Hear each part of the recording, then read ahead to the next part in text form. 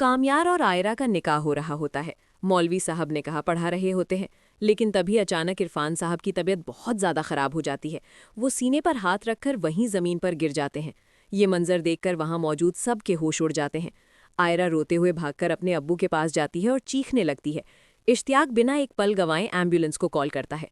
Ambulance आती है और वो लोग इरफान साहब को फ़ौरन अस्पताल लेकर जाते हैं।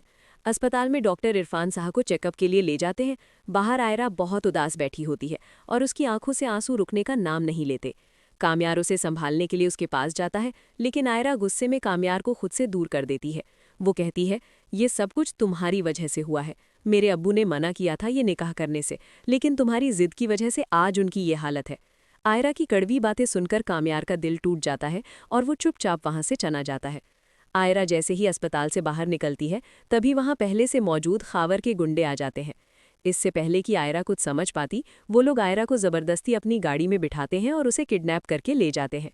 उधर अस्पताल में कुछ देर बाद इरफान साहब को होश आ जाता है। होश में आते ही वो सबसे पहले आयरा के बारे में पूछते हैं। फलक घबराई हुई आवाज़ में बताती है, अब्बू, पता नहीं आयरा कहाँ चली गई है, वो घर पर भी नहीं है और उसका फ़ोन भी बन जा रहा है। ये सुनते ही इरफान साहब के पैरों तले ज़मीन निकल जाती है। वो अपनी बीमारी की परवाह किए बिना बिस्तर से उड़े हैं और सीधा कामयार के घर पहुंचते हैं। कामयार के घर का नज़ारा देखकर इरफान साहब दंग रह जाते हैं। कामयार नशे की हालत में बुरी तरह धुत होता है। उसके एक हाथ में शराब की बोतल होती है और दूसरे हाथ में आयरा की तस्वीरें। इरफान साहब कामयार को झंझोड़ते हुए पूछते हैं, कामयार, मेरी बेटी आयरा कहाँ है? कामयार नशे में होने की वजह से कुछ जवाब नहीं दे पाता। इरफान साहब उसे पानी के छींटे मारते हैं। जब कामयार का नशा थोड़ा उतरता है तो वो पूछता है, क्या हुआ? इरफान साहब बताते हैं कि आयरा गायब है। ये सुनते ही कामयार का खून खौल उठता है। वो शराब की बोतल फेंक देता है और इरफान साहब से वादा करता है, अंकल, मेरा ये वादा रहा आपसे, मैं आयरा को सही सलामत वापस लेकर आऊँगा, चाहे मुझे अपनी जान ही क्यों ना देनी पड़े। कामयार वहाँ से सीधा फरीहा के घर पहुँचता है।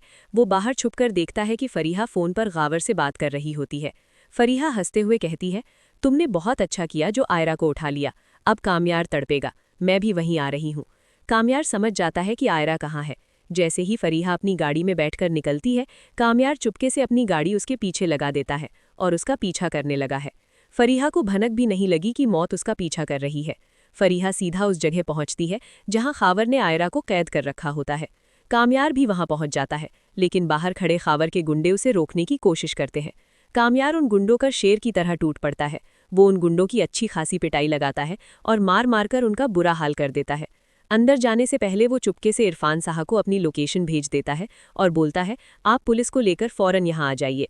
जैसे ही कामयार अंदर घुसता है और आयरा के पास जाने लगा है, खावर उसे देख लेता है। खावर आयरा के गले पर चाकू रख देता है और धमकी देता है, अगर एक कदम भी आगे बढ़ाया तो आयरा की जान चली जाएगी। आयरा की जान बचाने के लिए कामयार रुक जाता है। खावर और उसके आदमी कामयार को पकड़कर रस्सी से बांध देते हैं और उसे मारने की तैयारी करते हैं, लेकिन तभी बाहर से पुलिस के सायरन की आवाज़ आती है। इरफान साहब पुलिस के साथ वहां पहुंच जाते हैं। पुलिस चारों तरफ से उन्हें घेर लेती है। इरफान साहब अंदर आते हैं और सामने खावर को देखते ही आग बबूला हो जाते हैं। वो आगे बढ़कर खावर के मुंह पर एक जोरदार तमाचा मारते हैं। पुलिस खावर और फरीहा दोनों को गिरफ्तार कर लेती है और उन्हें हथकड़ी लगाकर जेल ले जाती है। घर पहुंचकर इरफान साहब आयरा और कामयार को एक साथ बिठाते हैं। वह कहते हैं, बेटा, पहले तुम दोनों का निकाह पूरा ना हो सका, लेकिन अब दोबारा होगा और इसी वक्त होगा। अगले दिन वो मौलवी साहब को लेकर आते हैं।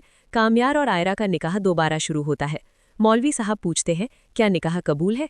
कामयार और आयरा दोनों एक साथ खुशी से कहते हैं, हमें कबूल है। निकाह के बाद कामयार आयरा को अपने घर ले जाता है।